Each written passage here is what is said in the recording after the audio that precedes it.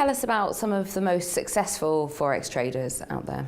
Yes, two come to mind actually, and one who really struck me. So his name is David Tate, and he's actually, as we speak at this moment in time, going to climb Mount Everest for the 5th or the 6th time.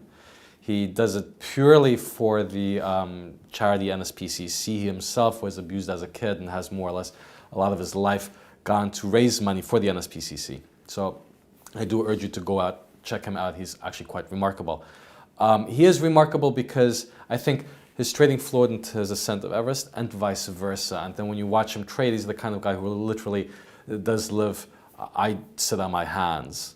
And then when he trades, he won't trade timidly, he'll trade aggressively and make money. And what's really interesting about when you look at his performance, which is good, he's got a phenomenal track record. So I think he's one of those very few people that have a great life-to-date track record.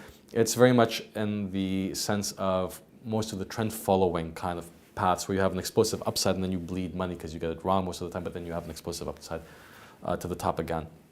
So the other one who did a lot of FX but other stuff as well was a guy called Jean-Philippe Blanchet. He was the B in Brevin Howard, which is a well-known hedge fund.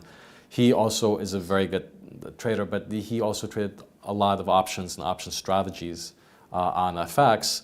And one of the things you can do with options is by extracting time value or expressing particular features of the market, such as the market will grind upwards. Therefore, I'm quite happy to sell upside and buy downside in lots of different ways. So these two come to mind immediately that I've come across. Do you know what their win-losses are ratio? Well, for David Tate, who climbed Mount Everest, yes, because at the time we were privy as on the trading floor at that hedge fund that blew up in 2008 to actually see each other's P&L. And as I said, he very much had a trend following type of behavior. So from that, you can more or less deduce what his win-loss ratio is probably, 60, 70% of the trades were losers, 30% were winners.